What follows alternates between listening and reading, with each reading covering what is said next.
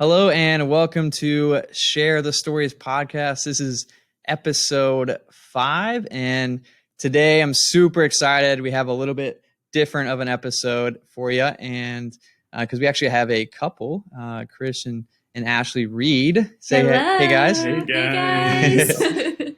And we have Haley here with me. Haley. Hello. Yeah, Happy to be here. Yeah, so 4 of us will be with you today, and we're gonna just allow Chris and Ashley to share their story. We've known them for quite a while, and they have an incredible story, both of them, to share, and we're going to get to that. But first, I want to just introduce who they are and how Haley and I know Chris and Ashley. So Haley actually knows or has known Ashley her whole life. I have. Yeah. Ashley's my cousin. So she's only 2 weeks older than me. So really, I have known her my entire life. Mm-hmm. Yeah. Yep. And then I met Ashley and Chris actually at the same time at a week-long conference in 2013 called the Passion Conferences. That's right. Yeah. That feels like forever ago. It was, yeah. What is it, 8 years ago coming up? Oh my gosh. In like a week? Yeah, we weren't even dating yet. We were just friends. Yeah. I know, I remember. I friend-zoned him. Haley and I were only dating for like a month at that point. So. That's right. Yep. Yeah. Yeah, we'd only been dating for a little bit. Mm-hmm. Yeah. And yeah, that was a fun time. It was very beginning of the year. Yeah. And there was like 60,000 18 to 24-year-olds packed into the Georgia Dome, which is where the Atlanta Falcons used to play football. Mm-hmm. And it was just an incredible week, worshiping and learning and growing our relationship with Jesus and our Lord. And I think we got like 2 hours of sleep every night. It was kind of crazy. Yeah, that sounds about right. We were exhausted. There was like 8 dudes in one room. We were all gosh. like sleeping bags and Yeah. It was great. Yep. It was great. Yeah. Yep.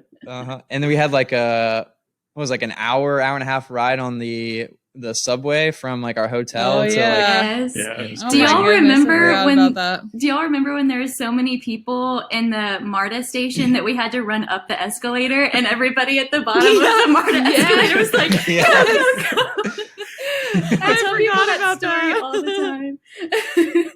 Mm-hmm. Oh my gosh. Yeah. And then that was stressful. Yeah. That was very stressful. I don't know if you guys know, but so on the way when the Passion Conference was over, like you guys lived in Georgia, so you had a short drive back home. We had like a 12-hour drive. Yes. And everybody else was passed out in the car, and we were driving through the night, and the only person that could stay awake was me, and I had to drive while everybody else slept. And it was so many times I didn't know if I was going to make it, but that's awful. Thankfully, we're all still alive. Yeah.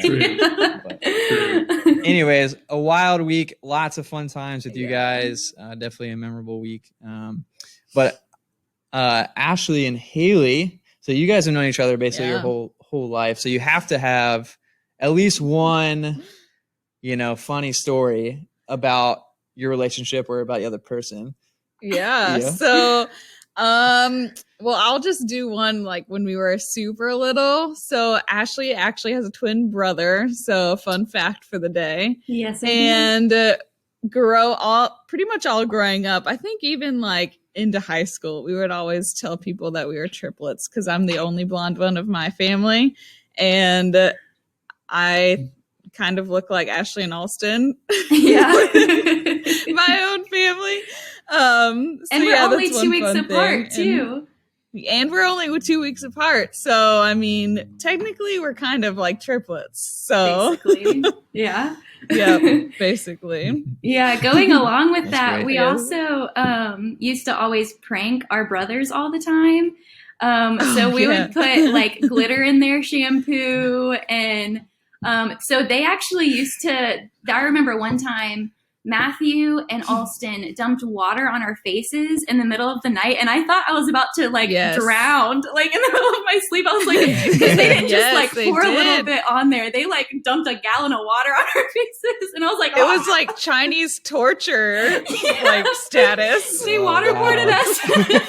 Oh my god. They did.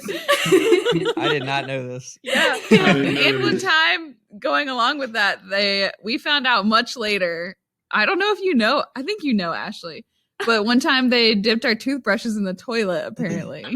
Oh my god. They're so mean to us. And you use them? Yeah, I had no idea till like years later. Oh no. And that is where the coronavirus started. Never. If your toothbrush is wet when you pick it up, don't use it.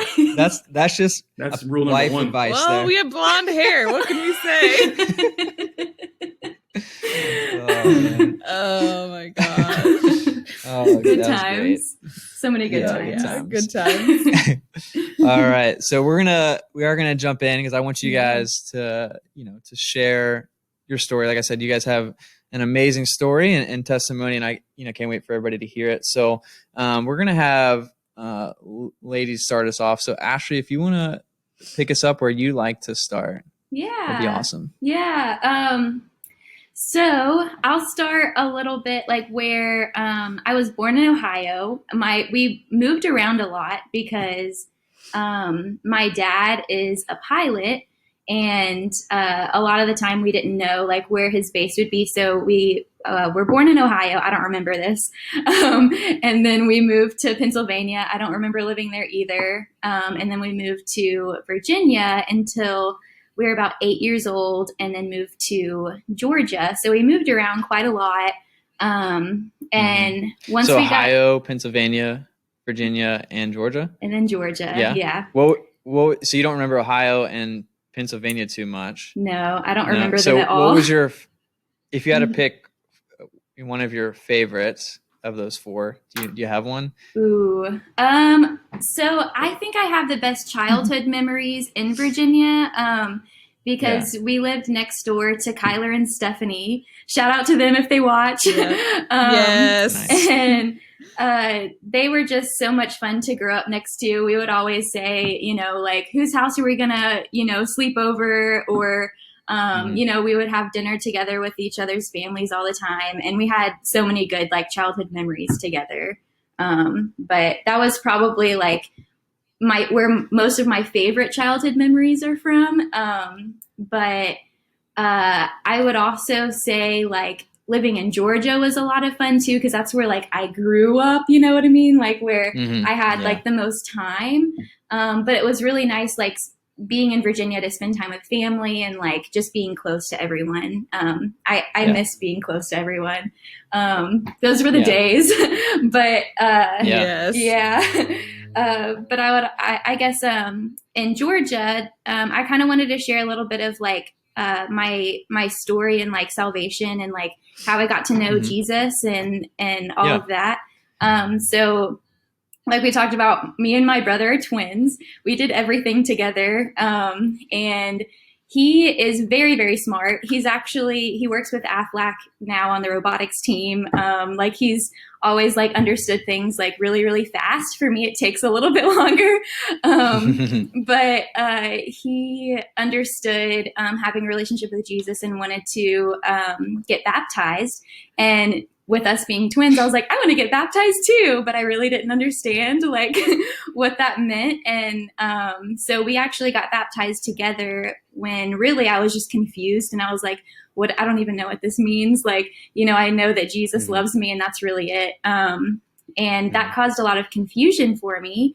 And we ended up going to a Methodist church in 6th grade when we moved to Georgia. And with Methodist churches, you do something called confirmation.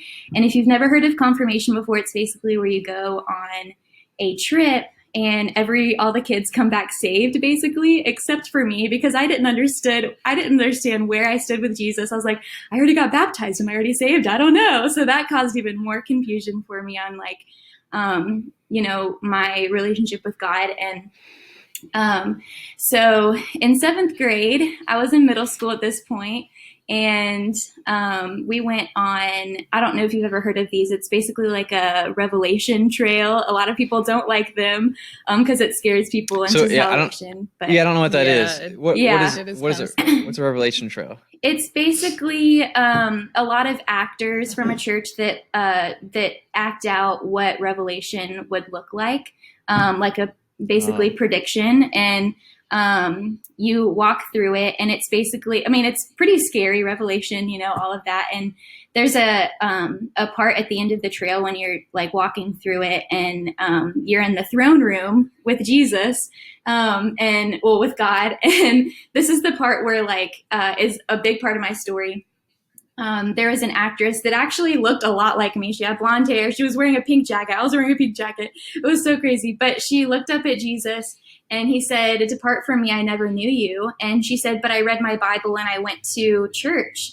And he said, "But I never knew you." And that's where it clicked for me, that it's about knowing him and having a relationship with him. And that's when I decided to start that relationship with God. And that's when it clicked for me. And now I can say, if I am ever face to face with God, I know that we know each other, and like, you know, we have a personal relationship. And so that's like where everything started. And honestly, like that's also where I get my passion from, in ministry. I don't know. We'll get to this point too. We both are working in ministry now. But that's where a lot of my passion comes from, is that it's from moment, that experience. Yeah. Where people a lot of different experiences, but one of the experiences is this, where like when people like get it and understand, you know, is just a big thing. It's always a really cool moment to watch somebody get it. You know? Yeah. It's kind of cool that you say that. We've been talking about that recently. Actually, at our church, and it's like this misconception. It's like it's not about rules and religion, right? It's about a relationship, and like you said, like we can think we're doing all the right things, but if we don't have that relationship, that intimate relationship, that like, I desire more of you, God, like be my personal savior, like then we don't have, you know, we've missed the boat. Exactly. So thanks for sharing, Ashley. That's like where I guess like that all started. And I'll go a little bit on a rabbit trail because I really wanted to share this story with you guys.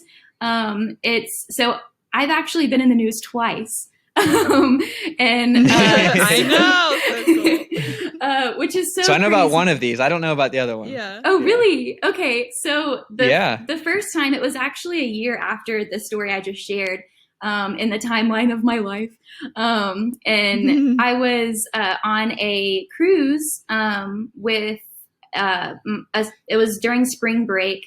And a lot of people from my school, and then my family. My mom was a chaperone, and my brother, we were in the same grade, so we went to Greece, and our cruise ship hit a coral reef, or it was a rock. I am unclear, but basically, it's a big rock. Basically, the cruise ship hit something because the captain was drunk and was not paying attention. And we ended up sinking. So I was on a sinking cruise ship in 7th grade, which was very scary, very traumatic. We lost everything. So that we how much of what? You lost everything? How much did it, like, did the whole boat go under? Like, Yeah, it's still under there too. I remember seeing it too, and my mom was like, I remember my mom telling me that your cruise ship sank. I was like, oh my gosh, is Ashley alive? Is Austin alive? It was scary. This is like full on Titanic. Basically. So if I'm not mistaken, it was like the Sea Diamond or something. Yeah. And you can look it up, like just type in like Greece sinking cruise ship Sea Diamond, and it'll come up. It was in the news. Like there was tons of articles and stuff about it. Oh, wow. Back in 2007. Yeah, good times.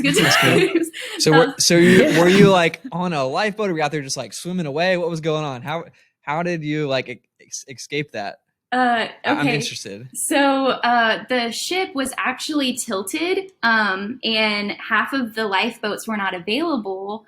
But we were really close to the island of Santorini, which, side note, they actually filmed Sisterhood of the Traveling Pants there. So every time I watch it, I'm like, hey, that's where we sank.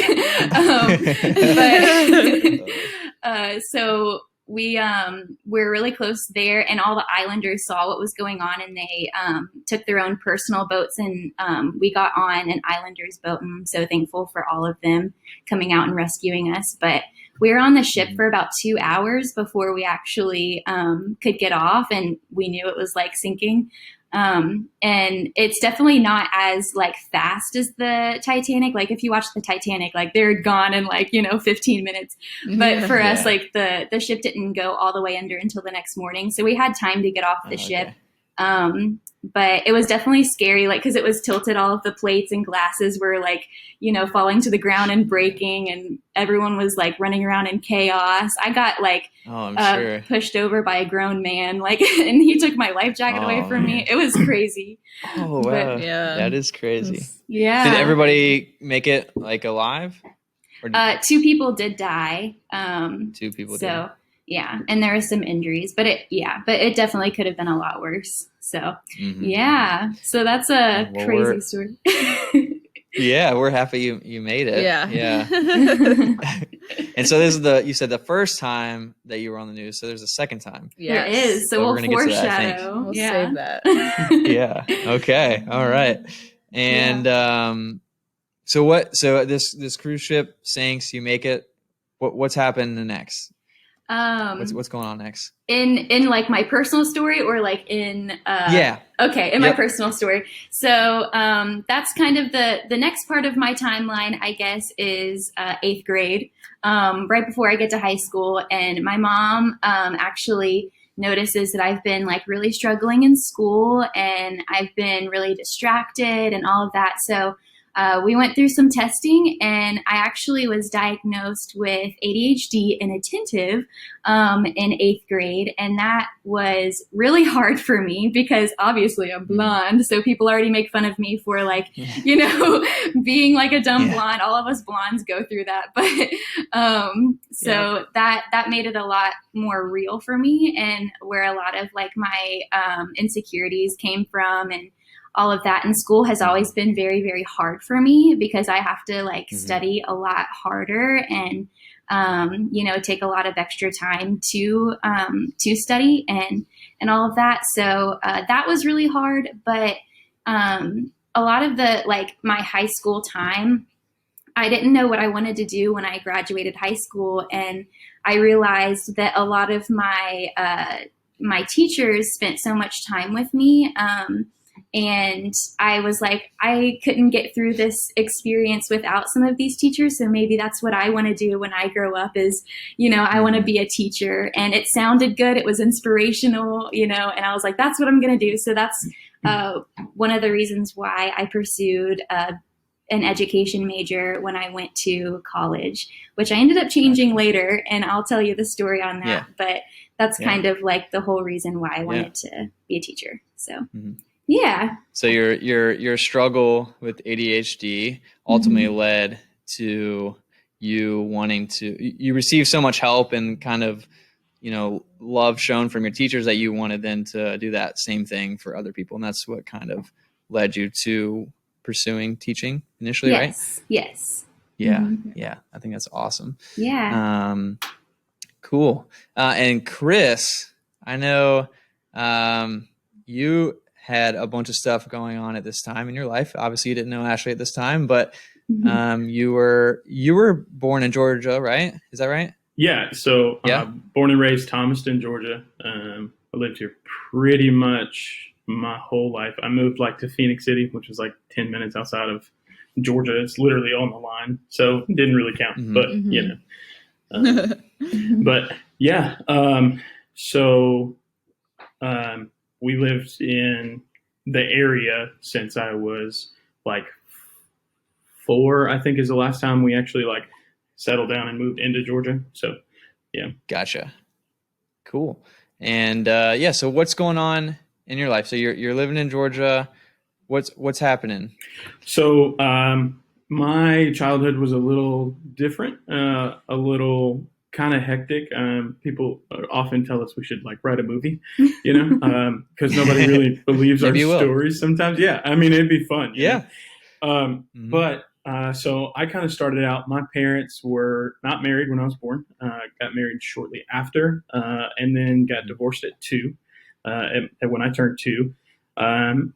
Throughout that time frame, my mom had a lot of boyfriends, a lot of husbands that didn't really stay around real long. So I didn't really have like a father figure in my life, like an actual one to show me how to grow up, how to be a man, how to shave, how to do dumb stuff, Yeah. Obviously, look at this clearly, beard right here. It's a great beard. Never actually learned, and so around the time I was like 11, my mom met my stepdad, who at the time was married, and needless to say, my parents were heathens, for sure. My mom really didn't get saved until we started all kind of going to church together and really like developing her relationship with Christ. What about the motorcycle thing? I used to tell people all the time, this is the craziest part of my life. I used to be bungee strapped to the back of a motorcycle and ride around with my mom. Bungee straps. What? Yeah, so they would take a bungee cord, wrap it around my stomach, and hook it to the sissy bar on the back. And oh wow! Yeah, so before the age of 13, I had been in every bar in Columbus, every single one. We used to do poker runs. Nice. I would go sit up at the bar and like flirt with the bartender, and she'd give me a Roy Rogers or Shirley Temple. Super fun stuff. Yeah. He went through his heathen phase before college. True. Yeah, I think so.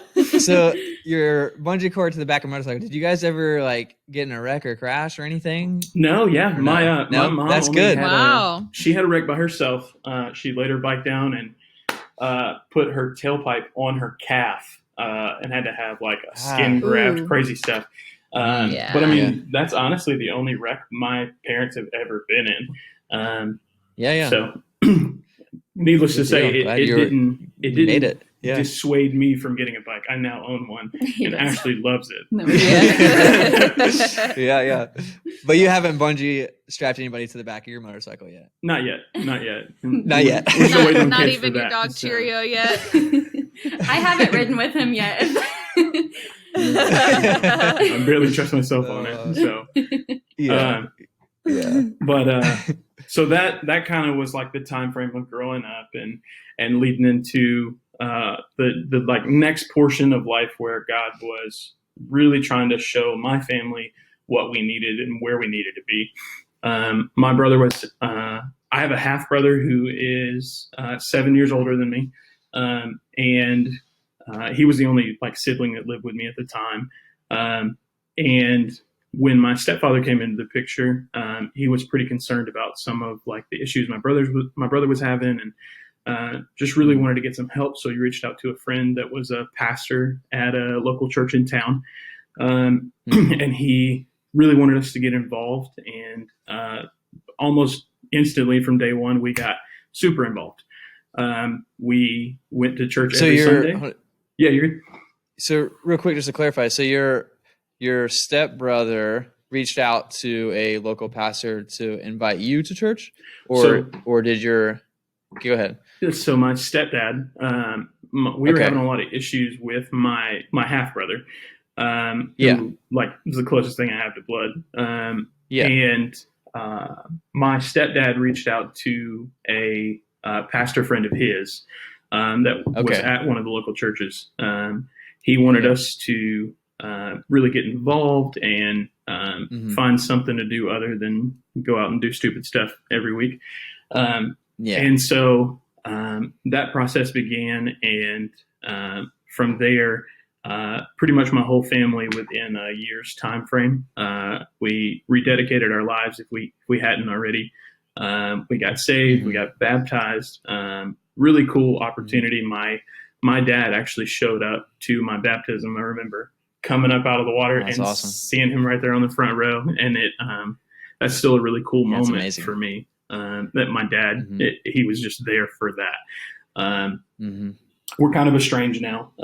I still hang out with him and talk to him as much as I can, but I haven't really like spent a whole lot of time trying to develop that relationship. But so that was a big day in your life then.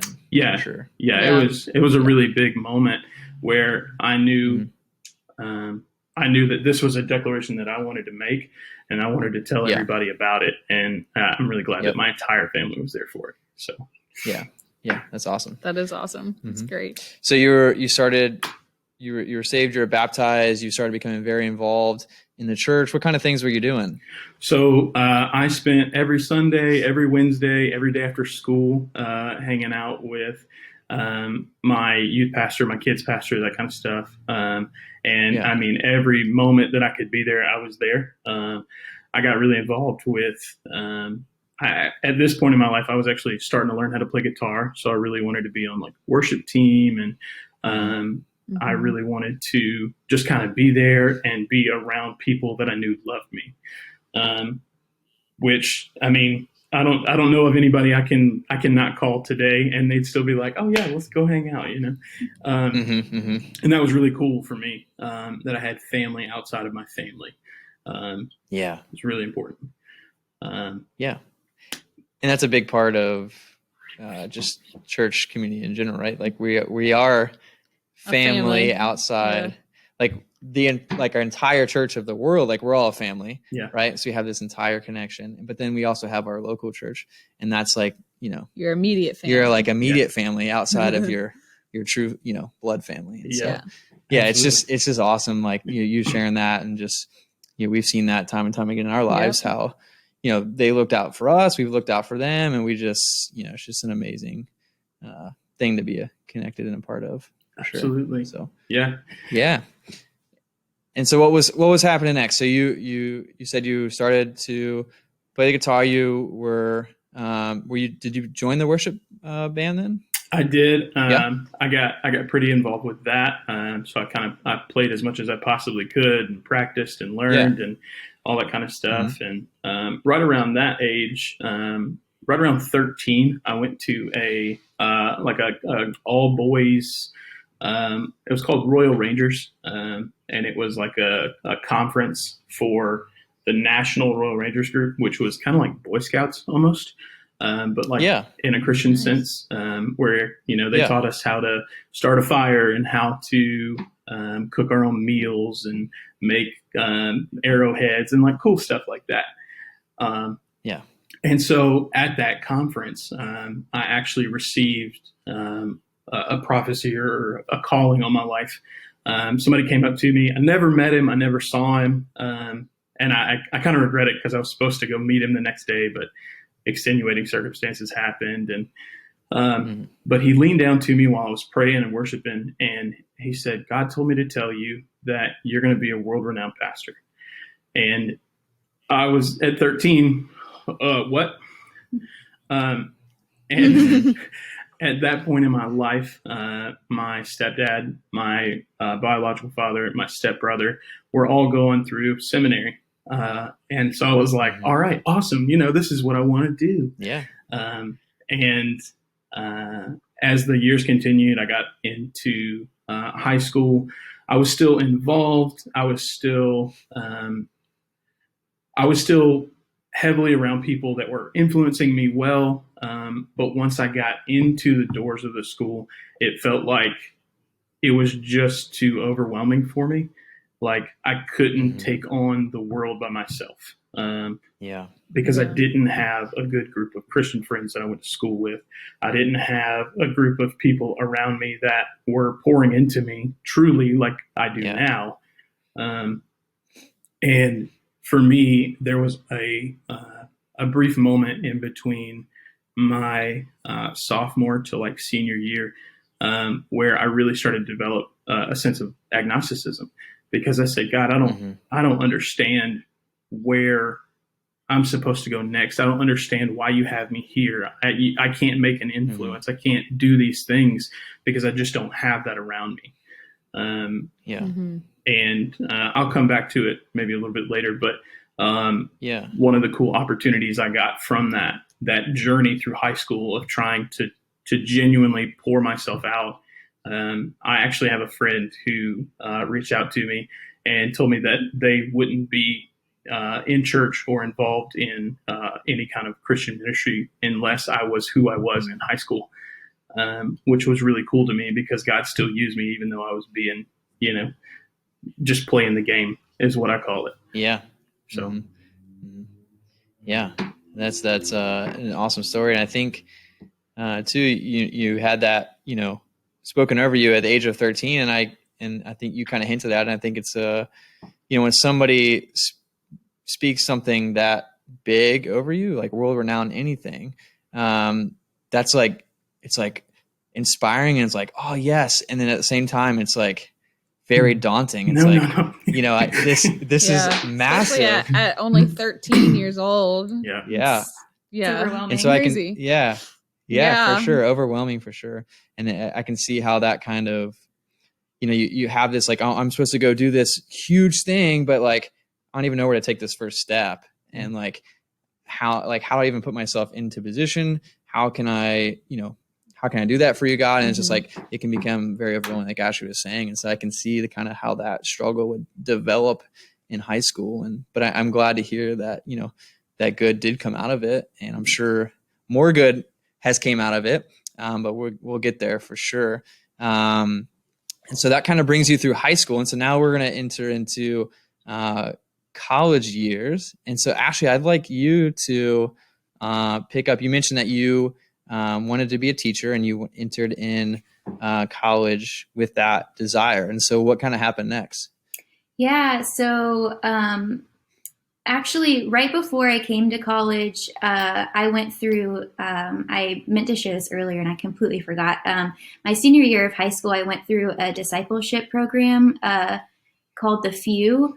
And that really helped me grow in my faith. And I really I wanted to go into college like strong, because I was really honestly terrified that I would get to college and it would be everything that I expected to see, like from a movie, where you would see like everyone partying and drinking and sleeping around and all that stuff. And I was like terrified. I was like, oh my gosh, am I going to have to choose if, I am going to keep my faith and be isolated, or am I going to have to choose to like have friends and be disobedient to God? And I went into college terrified that that was a decision I would have to make. And so I came to college with that like mindset. And I think the first week I was there, there was someone that came up to both me and my brother. We went to the same college at Columbus State University, and they came up to us and invited us to something called Chi Alpha. And I was like, well, what is Chi Alpha? It sounds like a sorority or something. And then they were like, no, it stands for Christ Ambassadors. And we are a campus ministry. And so I was like, wait, there's a ministry on campus? And I got so excited. I got like friends. I remember you talking about that too. I was so excited, like way too excited. I was definitely the girl that signed up for every single small group that there was, and you're not supposed to do that. But I was definitely overly excited. And so one of the things that Chi Alpha does the first couple weeks of college is they do like freshman outreaches to get to know some of the new students on campus. And me as a freshman, I was so excited about being in a campus ministry that I was serving like in those freshman outreaches as a freshman. So I actually went to like this barbecue thing where we hand out like thousands of barbecue sandwiches to new freshmen. And I was like handing them out. And little did I know that the person that was in charge of that was Chris's stepdad. And Chris was actually there. I actually don't remember meeting Chris that day because there were so many people that I met. Mm-hmm. He remembers, but we ended up going to a football game together later that week. And we like I remember all piling in his car. We were listening to Justin Bieber. And I remember he just like made me laugh like the whole time. And I was like, this guy's hilarious. And we became pretty good friends. And we were on the worship team together that first semester. But that's kind of like how we met, freshman year of college. And, we by piling into a car and going to a football game. And listening to Justin Bieber. Justin Bieber. Don't forget Biebs. That's great. It's a great way to meet. Oh gosh. Yeah. So that's kind of like how we met. And then I took a video of him. Do you want to tell this story, this part? Yeah. All right. So rabbit trail. So yeah. she took a video because I was acting like a complete goober, and I was like dancing like this and like doing stupid stuff to the marching band. to like the marching band, yeah. And so I thought I was gonna be smooth and be like, hey, and hit her up on Instagram or like Facebook or whatever, and be like, hey, can you text me that video, And she's like, yeah, sure. Here's my number. Text me anytime. And I was like, okay, that's how you score. Yeah. That's how you snuck it in there and got her number. That's right. Yeah. Yep. I thought I was super smooth, but looking back on it, it's super doofy. So. And I had him in the friend zone for a couple months too. He invited me to. He invited me to go to Pitch Perfect, and when like that first came out, and I was like, sure, let me bring my roommate, and he was like, dang it. So. But we know how it turned out, right? Yeah. So, true. Yeah, we're married now, so it turned out well. Mm-hmm. Awesome. Yeah, there's a lot more to your guys' story, and we're gonna get to that for sure. Yeah. So, but Ashley, what was so what else is going on? You joined Chi Alpha your freshman year, and a lot of good things came from that. What were some of those? What else is going on? Okay, so I came to college wanting to be a teacher. You guys know why. And I started, full of passion for something I've never done before. And I was like, so excited. And then I get to the part of the semester where I have to have a bunch of shadowing hours, and I have to get up at 4 a.m. and, go to the school and spend all day with kindergarten kids, and while they're like wiping boogers on me and stuff, and I'm over there like not enjoying it at all, and I'm like secretly like I don't like this at all, and I'm overwhelmed with all of these students. I wish I could just like spend one-on-one time with a student and teach them, but I just didn't see myself doing this long term. And I was like, I came to college for this exact reason. Why, like, I should not be doubting this, like this is, I'm putting a lot of money into this, and all of that. So, so I was doubting it. And the really cool thing about like the campus ministry we're a part of is they're really heavy on one-on-one discipleship, which I had never experienced before. And I would sit down with my small group leader every week and talk through like what I was going through and all of that. And I remember like she asked me a question. She was like, well, have you ever prayed about like, what you should be doing? And I was like, honestly, I'm going to answer this completely honestly. Like I had not, like I really just went for whatever sounded good and whatever was like inspirational, like, oh yeah, like my teachers inspired me, but I had never like asked God, what should I do with my life? And it's such a simple question, but sometimes you really need someone to point you in the right direction. And that's what I absolutely needed. So I took some time to pray about it. And I remember asking our campus pastor if there was a Chi Alpha ministry on every college campus, and he said no. And that made my heart shatter into so many pieces, because I was like, whoa, hold on. Really? Like there's like not everyone can experience this like what I'm experiencing. And so honestly, like this is what I did. I Googled like what colleges did not have a campus ministry or didn't have a Chi Alpha, because Chi Alpha was just amazing with their like discipleship, and like it just completely changed my life. And I saw that Kennesaw State University did not have a Chi Alpha. So it was just in my mind. And I was like, I'm going to have a Chi Alpha at Kennesaw State University one day. And that's what I want to do. But I was like, but why would I go through student teaching and all of that and, finish that college degree and work super hard on that if that's not what I'm going to do? So then I prayed about it, and I really felt like I needed to go for a degree that would be interesting to me, that I could use. And that's when I chose sociology, because I took like a general sociology class. It was one of my favorite classes. It was so much fun. And I went for it and changed my major because I didn't want to go through the whole student teaching thing for no reason. I just needed a degree so that I could do the internship with Chi Alpha, so that I could be certified to do ministry. at a college campus, and I needed a degree. So that's what I did.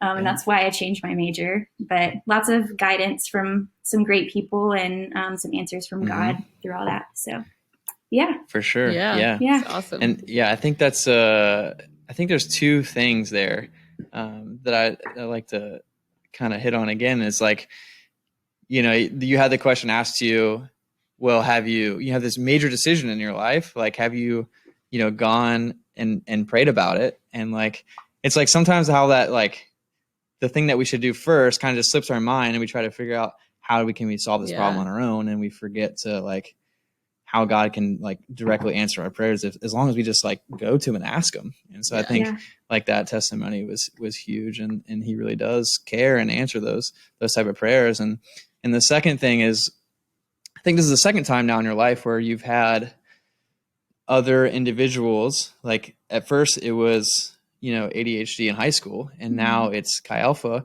and these people are making, tremendous impact in your life. And then like your heart is like, this is amazing, and this is helping me so much. And all I want to do is then go and turn around and give that same feeling to other people. And I think that speaks greatly to like where your heart is and who you are. And, it's the second time in your life now that it's happened in that short period of time. And so I just think that's an awesome testimony, Ashley. So thanks for sharing. Thank you. Yeah. And so Chris, you're obviously, we just learned how you guys met. So you're at the same university. So like, what's going on in your life at this time? So when we left off from my story, I was kind of battling with some agnosticism and not really sure what to do next, even though, I just got my calling. Like, I'm just not paying attention. I was like, I have to have a career. I have to do something. And so in the process of like applying to different colleges and trying to figure out if I wanted to go to Bible school or try to come to UGA or try to go, wherever, I ended up taking like a gap semester. So I took a semester off, and in the time frame, I had to help my parents with that barbecue that Ashley was talking about. I definitely didn't want to. I was like, guys, I don't want to do this. Like, I'm not going. And she's so glad you did. Instead, I got up at 4 a.m., loaded the truck, and said, all right, let's go. Oh, man. And so we did that all day long. And then I remember I was talking to one of my buddies, and he looked over at me, and I was like, man, that girl is cute. And yeah, she is. He goes, all right, well, I'll bet you dinner that you can't get her number before the day's up. And so I ended up buying him dinner that night. And then from there, our story goes that, we met at the football game. I got her number. Started hanging out, started talking. I'm steadily trying to, hey, let's go out. Let's do something, And then, not too long after we met you guys. Together. So at Passion. Yeah. And then so y'all weren't together yet then? No, yeah. She had Passion, she had friends on me, and I tried so hard that I got a ticket with a bunch of random people I didn't know to go to Passion. Yeah, I remember. Yeah, I remember it was like a last minute that you kind of came, right? It was last minute. Yeah. She was like, "Oh, they have an extra one." I'm like, "Oh, let's go!" I'm coming. I'm in. So clearly, I got to meet some fantastic people and build some lifelong relationships from it. But clearly, it was all in the pursuit of a female. Fantastic decision on my part. And so during that whole process, right around Thanksgiving of 2012, I had an individual approach me who was working with Chi Alpha at the time, and it was honestly the weirdest invitation he's ever given to anybody. And this sounds ridiculous. Like, don't do this for future reference. Anybody trying to invite somebody to church. But he looked at me and he said, I know who you are.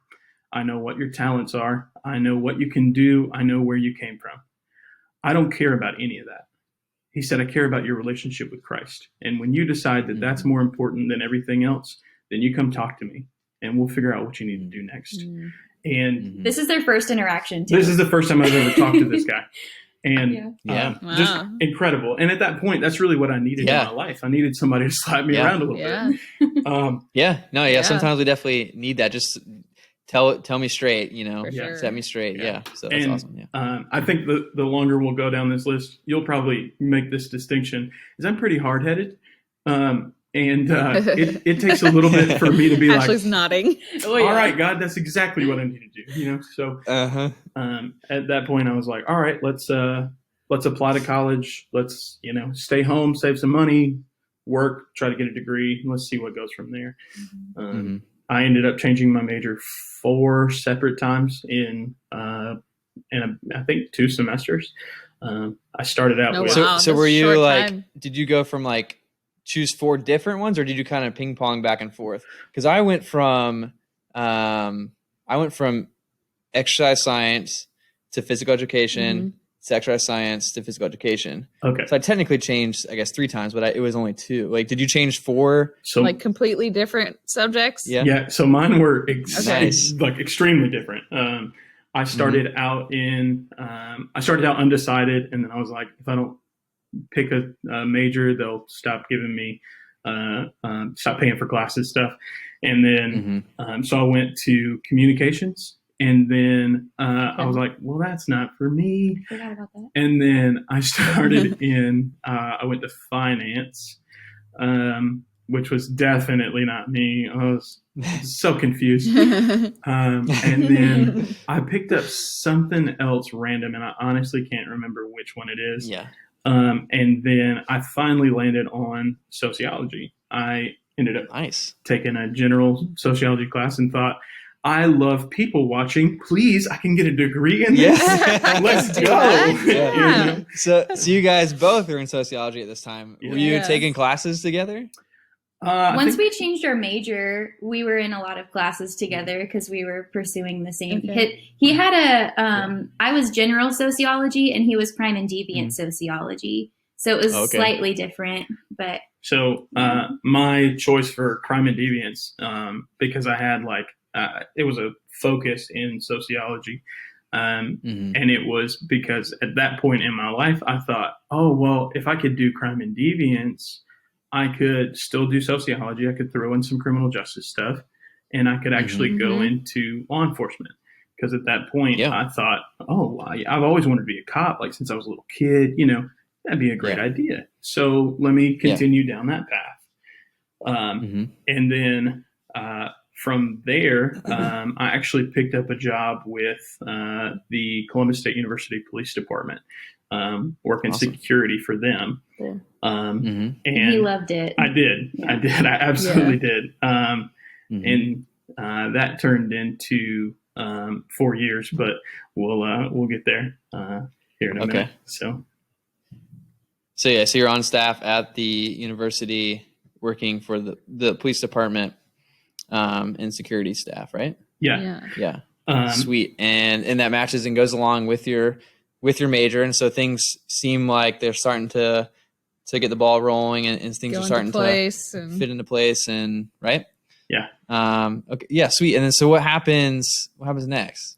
So right around this time frame, Ashley mentioned that she happened to be in the news twice. This will be the second time. Here's the second time. When did y'all start dating too? Oh, did we talk about that? When did y'all start? Okay. Yeah. So, good question. Whole story. We went to Passion with you guys, and then we came back from Passion, and that's when he started college. He was a semester behind me because he took a semester off. So. Once he started college, we would go to lunch all the time together and hang out because we were so used to hanging out at Passion all week that we're like, let's just continue hanging out. And we had feelings for each other, but I think we were just kind of. Chris, was that? Yeah. Was that planned? Absolutely. Score. Always. Yeah. Great. Yeah. We went on walks together and all that stuff. He would walk me to class all the time. And it just started becoming so like easy and comfortable because we're already friends, and I was in denial. And I also, I also remember during Passion, like realizing that he was so much more different than some of the past, you know, and that he was trustworthy, and, you know, I felt comfortable around him and everything. And so February 14th on Valentine's Day, he told me to go to a study room up in the library, and they had chalkboards, and there was a chalkboard that said, "Will you be my Valentine?" on it. And I told him yes, and we went on the best date I've ever been on, and we never stopped dating. So that's kind of how that started. All right, so are we allowed to talk about this date? You said the best date ever. Oh my gosh, it was extravagant. So let me tell you. So he knew that my favorite food was sushi. So he took me to Auburn, which was like a 45-minute drive, and we listened to good music, all that. We talked a lot, and drove out to Auburn, which is such a cute town. We ate sushi, and I also remember like stuffing, like I got one of those, you know, when you get the sushi rolls that are like really big, but you don't mean to get the big roll, you know? So they were ginormous, and you don't know how to eat them cutely, you know? So like, I'm like over there trying not to stuff my face, but I look like a chipmunk. Side note, you're really good at eating sushi. Oh, yes. And sushi's delicious. Yeah. We used to go to a sushi buffet, and she would like beat our oldest cousin all the time in amount of sushi eaten. So always impressed by that. Okay. Yes. Side note. That one time I ate 60 pieces of sushi in one sitting, and I couldn't stand up straight. I don't even know how. I don't either. I don't know how I did it. I couldn't do it today. And I played laser tag afterwards too. Yeah, I was a beast. So you're eating sushi on this date, right? Okay. We're eating sushi. What's happening? And after sushi, we drive back to Columbus, and he has like a movie that we have to go to a little later in the night, but we have a little extra time. So we go to Krispy Kreme to get some dessert, and we eat some hot donuts, which I love Krispy Kreme hot donuts. Yep. Yes. The hot sign was on. So we sat there and ate some Krispy Kreme, and then there was a country road that he drove down, and he turned on. Oh. At Krispy Kreme, we were taking pictures, and this old man was sitting with his wife and I guess another couple, and we asked him to take a picture for us. Well, he did, and then he looks at us and goes, "Y'all gonna have some pretty babies." Yeah, this was on our first date. Nice. That was so awkward.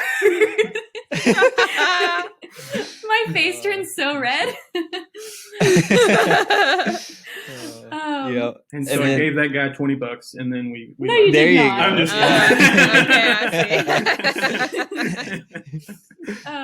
So that happened, and then he took me down this country road, and he stopped, and you could see all the stars, and he turned on like some cute Taylor Swift song or something, and we got in the road and started dancing. And it was so cute. Like we just danced in the middle of the country road. It was almost was like it Love Story? Probably. By Taylor Swift? I don't even remember. I can't remember what it was, to be honest. But it was really, really it was sweet. Something, though. Yeah. Yeah, it was really sweet. That's awesome. And then we went to a movie. It was a long date. Like we were out for a long time, but we didn't want it to end. It was just so much fun. And then we went and saw Safe Haven, the movie. So, which I think he planned for it to be later in the night so that we could spend a lot of time together. But it was good. It was a long date. And then we just it was the best date. Country music, sushi, donuts, country road, dancing, movie. That sounds incredible. Yeah, it was extravagant. He was trying to win me over, and he did. Nice job, Chris. Nice job. Good job, Chris. Yeah. Honestly, if it was just the sushi, he would have won me over. So he knows that now. Yeah. So that was your first date, and then you're dating, right? Through college. Mm-hmm. All right. And then you said that there was like this news story, right? Does that kind of go along with that? So we were dating, I think, for 2 years by this point, and honestly, we're at the point of like, we want to get married. We just want to wait till we finish college. So like we had talked about it, but like we didn't want to, jump the gun and do it too fast. But we went to Danny and Andrew's wedding, which is Haley's big sister. And so during the bouquet toss, I caught it. And I ended up taking like just a candid photo of me holding the bouquet, like, all excited. And then Chris is over here, like behind me, like, oh my gosh, like, making like a face. And then my dad. It was the perfect face. Yeah. It was fantastic. And my dad's in the background, like snarling at him. And honestly, we didn't plan it. Like that was all like what their faces were. And I was actually about to delete the photo. I said, just post it. Just post it. It's fine. It looks great. We took the best one we can get. Just put it out there. So it was a hilarious photo. So we I think Chris posted it. Yep. And one of his friends overnight like took the photo because he thought it was hilarious, and he put it on Reddit, which is like a really known site. And overnight it got millions of views, and I woke up to hundreds of notifications, and a lot of them were text messages asking if we were okay. I was like, why wouldn't we be okay? And it was because a lot of the comments on the photo were a lot of internet bullying towards Chris, and about his weight, and that we shouldn't be together, and just some really, really bad stuff. And so that happened, and I had so many people to reply to that I just made a Facebook status, and I told everybody why I love Chris, why we're going to block out the haters and just enjoy the photo. So that's kind of like what I did. And then that status went viral, and we got calls from Good Morning America, from CNN, from Fox News, and People Magazine. I think like a lot of different places started like reaching out to us and wanted interviews. And so on like live television, we got to tell everybody that we were Christ followers, and he gives us the gift of forgiving others because he forgave us. And so we got to forgive all the internet bullies on live television, which was very scary, but it was a really cool platform that God gave us to go through together. So yeah, that's a part of that story. So yeah, that's an incredible story, and just opportunity, for you guys, like you said, to get on, in front of millions of people, and kind of flip what most people were thinking and saying, and share the good news and share the love of Christ. And I think that you guys did an amazing job with that, and I know you impacted a lot of people and sure. So that's just it's crazy how fast that kind of happened, right? It was like very quickly you were just like on overnight. Overnight it went viral, millions of people, and then you're like, next thing you know, you're on CNN and Fox News and all these places, and and you didn't go. It wasn't only America too that people got to hear this too, wasn't it? It was all over the world. Germany, I think. Yeah, all Germany. over the world. Yeah, I remember you had Germany and literally millions of people. It's amazing. Yeah, we had. I think it was the top Germany. What is it? It's like news the station? RTL or something like that. Yeah. But it was like the number one news station in Germany or something. They called us and set up this whole thing for us, and we got a free photo shoot. That was pretty cool. Yeah, it was really cool. That's awesome. And so that was why you guys were dating, right? Yeah. And so like, what kind of happened after all that, with the news and everything? What happened with you guys and your relationship, from that? By this point, we were dating for about 2 years, and we dated for another year, and then that's when Chris proposed, and that was in January of 2016. Mm-hmm. Yeah. And we were engaged for about a year. Do you want me to tell the story of engagement or skip over that? Because that's a whole nother story. I could. Yeah, if you want to, you can share. Yeah.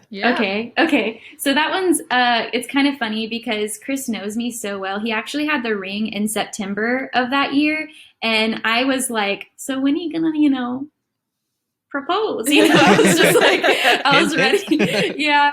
I was always like on my toes. I was always like wanting to have my nails done because I didn't know when it was coming. But I was so ready for it. And so Christmas comes around and he ends up giving me a promise ring in front of my whole family and his whole family. And I had to act like it was all okay. But realistically, I was like, what the heck is this? Like, this is a step back. Where's my promise for forever, man? Like he's like, gotcha. I know. But he did that because he knew that like I was starting to pick up on like it was coming soon, and he wanted to like push my timeline back in my head when realistically he was going to propose in a week. But I didn't know that. So that worked. It was a sweet moment, but I was a little bit mad because I was like waiting for an engagement ring, not a promise ring, you know? And so and a week later, we go to the beach with his family, which we do almost every year around New Year's. And I actually invited one of my best friends, Adria, to the beach because like she had like a breakup, and I was like, come join us, don't be alone, which that was the whole point of like her texting me anyways, is to like for me to invite her down so she could be there for the engagement. And she knew the whole time. It was the whole plan. But during like the New Year's, like all of that with the fireworks and everything, he pulled me aside and got down on one knee. And then I looked over to the left and everyone's phones were out. And I was like, wait a second. And then he just started like saying all this sweet stuff. And I was not expecting it at all. But yeah, and then I just cried hysterically and said yes. But that's our engagement story. And we were engaged for about a year. I was a senior, and I was planning a wedding, finishing like my capstone paper, like all of the big stuff you have to do when you're a senior, you know. And I graduated college December of 2016. A month later, we got married. So it was a lot back to back, a lot in 1 year. A lot going on. And yeah, that's when we got married. And I actually, the day we got married, I sent my dad to put in my application for the internship for Chi Alpha because it was due that day and I didn't realize it. So actually it was due during our honeymoon. So I was like, Dad, take this to the mail office before I left the house. And the internship is one of the whole reasons why I changed my major to begin with in college, because I wanted to pursue being a missionary for Chi Alpha on college campuses. And I always thought it was going to be at Kennesaw State. So I started the internship process with all of that. And I fundraised my budget. You know, as a missionary, you have to fundraise your budget to do this. And so I did that the first 6 months that we were married. And while he was finishing school, and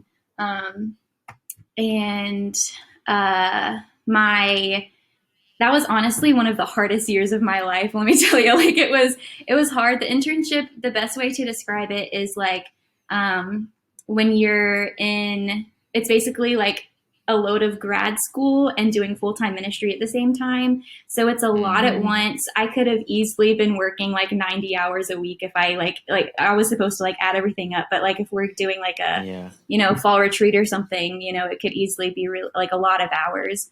And it was a lot. I learned a lot. And at the end of the internship is when I actually got an extended internship, so it didn't end when I thought it was going to end. It definitely was a lot because I was not expecting that, and I felt a lot like very blindsided.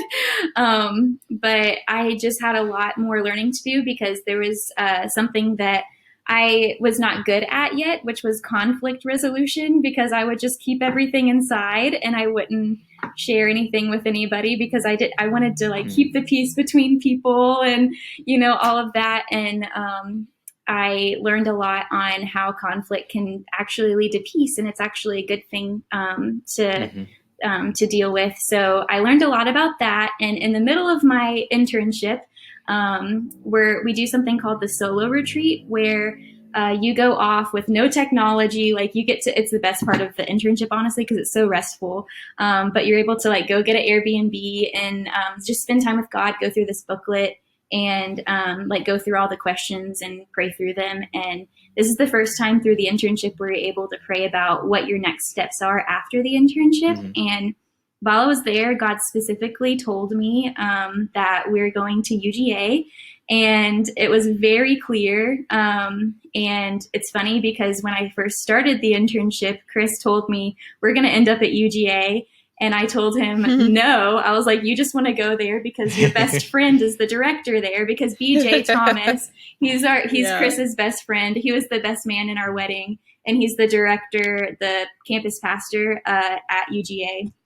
And I was very against it. I was like, you just want to go there because your best friend is there. But but on the solar retreat, that's when God really like told us that that's where we were going to go. And so I was ready to go. And then I got an extended internship, which meant I had to stay here longer in Columbus. And that's, kind of what happened. I finished that in November, and it was a really cool experience. I learned a lot, grew a lot, and I was thankful it was over. I was so relieved, I could finally move forward, and it was really good. But because January to November, it's like almost a year internship, right? At that point. Yeah. So, I can see how you're ready to. Okay, I'm ready to move forward and actually start. And so, like, what happened then? So at that point, both me and Chris were ready to get to Athens. We were like ready to move there, everything. And, but I always told people, like, whenever they asked this, the question, when are you going to move to Athens? I always told them, whenever Chris gets a law enforcement job in Athens, or whenever I get fully funded, because my budget went up based off of, living in Athens and doing full-time ministry here. And so I ended up having a whole year of just fundraising and, speaking at churches, like talking with people, asking if they would want to donate monthly, all of that. And that was a very trying season too, because that's very humbling and very hard to go through, and asking people for money is always hard. So that's kind of what my year looked like. And then Chris actually was going through a year of finding a job in Athens and having a lot of closed doors, and he'll share a little bit about that part because that's his story to tell. But Chris, so what's going on with you at this point as Ashley's going through her internship and then the year of trying to raise funds? Like, what's going on in your personal life? So I wanted to touch a little bit on like the engagement, married season 2, because for me it was like it all happened so fast. Like for me, while she's finishing up going through school, I'm finishing up going through school on top of a full-time job, on top of like still trying to be involved, still trying to do still trying to stay in the ministry stuff. But working at a police department, I was working 40 hours a week, but I would work like overnight shifts. So I'm working like 7 a.m. to 7 p.m. or 7 p.m. to 7 a.m. And it was like, it was a drag, That's tough. I'm trying to keep everything afloat, trying to support, both me and her, while she's trying to fundraise, go through the internship, all that kind of stuff. And really just praying like, okay, God, like give me another opportunity, give me somewhere to step into while I'm here, give me a better paying job while I'm here. Stuff like that. And everything just kind of kept turning up flat, even while I was there. I ended up going full time, probably April before we got engaged. So I was making enough money to survive, but then that time came around and we were really struggling with like what was next. And then Ashley got that confirmation from God, hey, you're supposed to go to UGA. And I was super happy because, like she said, my best friend's here. And I was scared. I love the city. I love everything about it. And for me, I was in this season of, God, I don't know what's next, but I really hope you continue to open the doors for me for law enforcement. And so I poured, every ounce of my time, energy, learning as much as I could about law enforcement, learning as much as I could, experiencing as much as I could. in my department. Oh yeah, the amount of times I would like walk in, like if I needed a glass of water at 3 a.m. and he was just sitting there like watching YouTube videos on like PT test or like something like that. Like he really did invest a lot of time and effort into research and stuff. So and so I spent all that time doing that, and the process of like me trying to find a job here in Athens was pretty lengthy. I came and I actually took a PT test 3 separate times and failed it 3 separate times. The first time I took it and failed it by 26 seconds. The second time I was stupid and went and played basketball. Michael, you understand this. I went and played basketball the night before. I tried to get up and do a dummy drag for 100 feet, and my calves gave out. Like every part of my leg just gave out, locked up, and I was dead. I finished that one in like 7 minutes something, and then I prayed and I said, God, give me one last chance. Let me do this. If this is the door you have for me, let me finish this test. And I took it, and it was 16 minutes short, or 16 seconds. 16 seconds short of the actual time. And I mean, at that point, I was like, God, I don't understand. And we had at that point, we had just gotten to the point where we were finally moving into Athens, getting something set up here for us to live here. Because I got fully funded. And so I was like, God, I don't understand. I don't know what you're trying to do or what's next. But the fact that I can't get a job here and I'm still having to work in Columbus just so we can live, it was really it was a lot of continuous disappointment. There was we moved to Athens in February of this year, right before the pandemic. I moved here in February. Chris wanted to finish his job. So we were apart for about a month, where he was still working in Columbus and then moved here. And his last PT test was a week before he was moving here, and he already put in his 2 weeks and everything. And, when he failed, it was so sad. Cause we were so expectant. We're like, God, we believe that you're gonna, your will be done and all that. And then it was a no, and it didn't work out. And we were very disappointed. So many closed doors, so many disappointments. We didn't understand what was going on. But that's kind of, what was happening. And even the crazy thing is, in between those 3 PT tests, he did that same PT test when he was not under the pressure of passing or failing, and he did it in 4 minutes. So it's honestly the anxiety, the pass or fail. And honestly, it was God's power, because if he had gotten that job or any of those jobs, he wouldn't be where he's at right now, which I'm so thankful that he doesn't have a job with them now. And a year ago, I would never have said that, So something had to have happened between that point and where you're at now, because what you're saying. So fill us in. What happened? How did this work out? So, I started picking up part-times when I moved to Athens. I moved here the Friday that the Georgia quarantine started. So March 21st, I was unloading a U-Haul in our parking lot, and didn't really have a chance to do much else after that, because we shut down in Georgia for 3 to 6 months, something like that. And so I picked up a part-time in August. I was working for a Nike outlet store. Kind of hating that because I had to drive an hour. And it was not worth $10 an hour. And so I did that, and then I picked up another part-time here in town with a leasing office for apartments, and I just was like, he hated it. I don't really see myself doing this for 10 years, however long. I really want to find something else. And my last interview I had with a police department was a local one here in town. Just a couple months ago. Yeah, it was a couple months ago. Probably back in October-ish. I sat down with the deputy chief. We had an interview. And he asked me all these questions, and then he looked at me and he said, "You don't want to work here." I said, "What?" I said, "I'm qualified. Like, I have certifications. I've been working with the police department for 4 years. Like, I know my stuff, and I'm not going to, like, I'm a good recruit." And he said, "Son, you don't want to work here. You just don't." And I said, "All right, I don't really know what that means." But I went home and I prayed about it, and I said, "God, I don't understand, like, this was my last shot. This was my last, like, hurrah of trying to find something." And he tried every department. I everywhere. did.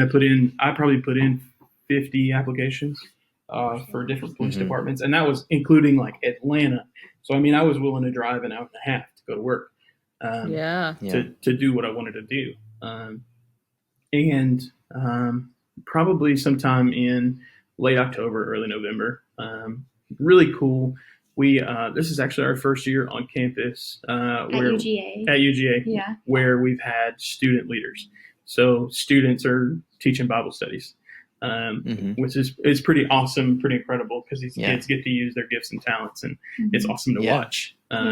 But the funny part is, I was telling our state director, I said, those moments where you're pouring into somebody else and then they turn around and slap you with what God's been trying to tell you for months and years. So one of the students was teaching on the story of Peter, and how Jesus looked at Peter and said, "You're the rock I'm going to build my church on." But instead, Peter said, "Nah, dude, I'm out." And he went back to fishing and what he knew. Mm-hmm. And the student said something pretty specific, and he said, Peter kept going back to what was familiar to him. And God said, "Are you tired of going back to what's familiar, or do you want to do what I called you to do?" And I mean, it hit me hard, and I said, "Okay, God, I don't know what that looks like. Tell me." So I sat down with our head pastor here in Athens, and I sat down with BJ, and we came to, like, the conclusion of, maybe I should step into this and say, "God, this is an open door. It's wide open. And I'm going to let you use me for whatever this season is next in my life." And so I'm coming on the staff with Chi Alpha as a missionary assistant, and I'll work with them for the next 18 months. And then from there, we'll kind of see what God has for me and what the next step looks like. He's going into it with, like, an open mind of, okay, God, like, what kind of ministry do you want me to do? Is it Chi Alpha, or is it, church ministry, or something I haven't thought about or prayed about? But, like, he's just kind of going in with an open mind. But I want to, and this was like very recent too, right? Because this was literally the last letter I think we got from you guys. Because they send out letters to kind of. You said November, right? Yeah. So December 1st, I started full-time fundraising. I put in my 2 weeks at work and said, this was a conversation we had. I told Ashley, I said, "I feel like God's telling me to quit my job." And she said, "No." Okay. Do you want me to share this part? Yeah. That's fine. Okay. Because I was so excited for him, because I'd seen him, like, go through 2 years of being stuck, and I was so tired of him being there, and he was just so, like, somber all the time, and I missed him being goofy Chris, like, enjoying life and having passion about something, because he really is passionate about things when, like, he's really, like, when he really loves what he does, and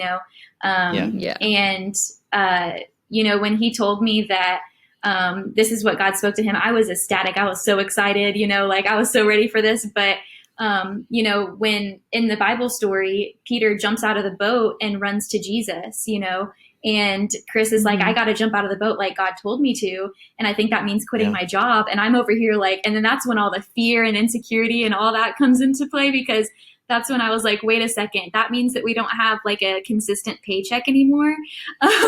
Because for me, like, as missionaries, whether you're a U.S. missionary or you're over in Peru or, something, like, you have to have, like, monthly support. And that's what, like, my paycheck was. But I always took comfort in knowing that he was going to come home with, like, a paycheck that was consistent and that we would be okay. Like all of our supporters are amazing and they're very consistent. But sometimes, you have someone that's like, I can't support you anymore. And that's totally fine. That's missionary life. Yeah. But knowing that that could happen and we're both a missionary, I got very scared. I was like, no, don't quit your job yet. And then, God was working on me, and that's when I really felt like I needed to jump out with him. And I also was attached to this calling with him, and I couldn't just let him do it by himself. And so I was like, all right, quit your job. I trust God. We're going to be okay. And so he put his 2 weeks in, and let me tell you. Okay. So in the middle of that 2 wex, I lost a $500 supporter a month.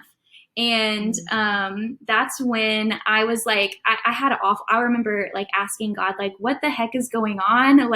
I don't understand why you would take that away in the middle of us trying to trust you. And the cool thing is, in the middle of that day, I was doing bed sheets. And Cheerio, our dog, she was laying on our bed, and it was just her in the mattress. And I remember she was shivering because it was a really cold day. So I wrapped her up in a sweater I threw on the ground the day before, and just wrapped her up in it. And then that's when God spoke to me, and he said, you love your dog so much, but I love you so much more. And if you see that Cheerio is cold, you will meet her needs just like I will meet your needs. And Cheerio does not know why you took the bed sheets away, but you do. And you know that they're going to come back better and cleaner than they were before. And that's what I've been taking comfort in the last couple of weeks. And it's been honestly the most rewarding and best fundraising season I've ever been a part of, with us going in this together. Because honestly, in December, as missionaries for college, I would sit on the couch and watch The Grinch 32 times with my hot chocolate and be like, all right, you can fundraise, Chris. I'm just going to be over here with my Grinch and hot chocolate. But now that, we both have to, I had to raise what I lost and he had to raise his to get on campus. And we have been, the last 3 weeks, fundraising together. And I think, one of the reasons why, God gives and takes away, and one of the reasons why God took it away is so that we could go into this next season of being missionaries together as a team, and that we would form that team together before we got back on campus in January. And the really cool thing is I already raised my $500 in 2 weeks, which is crazy. God has so much favor. Yeah. And then he's still working on his, but and he's doing a tremendous job. I think that's just a testimony, to your obedience and what he's calling you to do. And, and when you follow that, he is, fruitful. He's gonna provide. It may not look like it right at first, but he does every time. Yeah. It's such an incredible story, guys. Yeah. And I want to touch a little bit on Chi Alpha just a little bit more, because obviously you're speaking now about how it's such a major part in your life and what you're doing now. And, it's part of your vision and your dreams and what you're called to do. And, for you, Ashley, Chi Alpha was a big turning point in your life and provided you that safety that you needed at college. And it also, led to your relationship with Chris. It led to what you're doing now. You're your calling, you saw that you wanted to help people. And then for you, Chris, obviously you met Ashley there. You were a big part of, I'm sure, lots of transformative moments in your life going through that. And now Chi Alpha is when you were 13 years old, you had that spoken over you, about how you were gonna speak and you're gonna change the world. And maybe this is the first step in that. And maybe that's why, God was closing these other doors and led you to here. And so I think that there's just a lot that's going to be happening for you guys. I'm just super excited. And so I just wanted to give an opportunity for the people listening to this podcast to support you guys. Thank you, guys. And so if you could just tell us just a little bit about how we could support you in this, how can we give financially? how else can we support you guys and what Any you're of the doing? listeners that are- Any listeners Yeah. that are listening, like we just want to support you guys. And so could you tell us a little bit about that? Yeah, so all of our funds go through something called Global Student Initiative. And we can definitely shoot you guys a link if you want to like post it with, the Yeah, I'll video put that or up. something. Perfect. You can easily just sign up like monthly support. That's our greatest need. Like we can give one-time gifts, obviously, to any ministry, but our greatest need is monthly support to get Chris over here on campus. Yeah, I still need $1,000 a month, by the way. Yeah. So, Okay. Yeah. So we're gonna work on that. Yeah, we're gonna Chris, work on that. So Yeah. anybody's Appreciate listening, we need to support Chris and Ashley. They need $1,000 more per month. Yes. To help with that. Yes. Yeah. And so yeah, keep going, Ashley. So yeah, it's really simple. If you click on the link, that's kind of like how you give. But as far as like Chi Alpha goes and why like we love it so much, like I don't think like I know with a lot of campus ministries, we like you go to a service and then you say bye and that's it. Like it's a good worship service and that's it. But we're like I said earlier, like we're really heavy in discipleship and doing the Great Commission and not only that, but being student led. Because if me or Chris are like, leading a small group, it'll be good. But if like a student is leading, there's not a disconnect there because that's their peer, and that's showing them that like, when I was a student, I didn't realize that God could use me in that way. And the fact that someone like believed in me, even though I was really quiet in groups, that they saw like, that I could lead people and they pulled it out of me and I needed that. And so many people do need that so that they can graduate college and be the leaders of, the tomorrow, like the next doctors, the next educators, all of that, they can go into it knowing that they have a Christian leadership that they can bring to it. And another cool thing that a lot of people don't think about with Chi Alpha and campus ministry is like we have a platform to so many countries because of international students. And a lot of like international students, they have never heard the gospel and this is our chance to share it with them without even leaving the country, which is so cool. Fun fact, we actually just had our Thanksgiving, like Friendsgiving is what we call it, with the ministry. We usually run maybe 15 to 20 people with our small groups and that kind of stuff that are like heavily involved in the ministry, that kind of stuff. We ended up having about 46 people at our Friendsgiving. Wow. Awesome. And we had 9 different nationalities and 5 of those were from closed countries that missionaries can't get into. And wow. Just an incredible opportunity of just getting to see all of those different people come together and just fellowship and just be one within what Christ's plan is for everybody. It's just an incredible opportunity just to get to hear their stories and to talk to them without a barrier. Yeah. And our student leaders are doing an incredible job. I could cry. Like they're doing so good. And it's their first year doing it too. And I just am so proud of them. But so that's kind of like where we're at right now.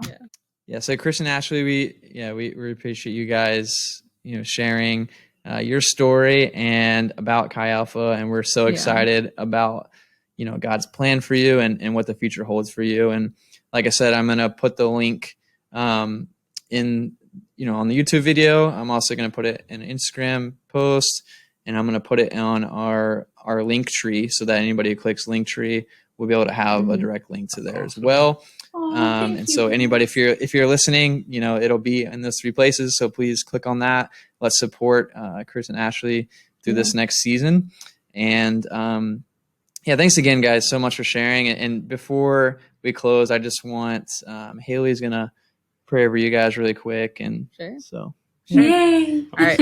So let's pray. Dear Lord, we thank you so much for Chris and Ashley and their amazing story, not only separately, but together. We thank you for everything that you're doing in their lives, even through closed doors, through open doors. We just pray for them right now that they would just keep being obedient to you, no matter through thick or thin. And we just pray for them financially too right now, that they would be able to meet the needs that they have. And we thank you so much for them, and we love you so much, Lord. Amen. Amen. Thank you, guys. Awesome. Thank you. Yeah. Thank you, y'all. Chris and Ashley. Yeah. It was awesome hearing you guys' story. So thank you. It was fun sharing it too. Yeah.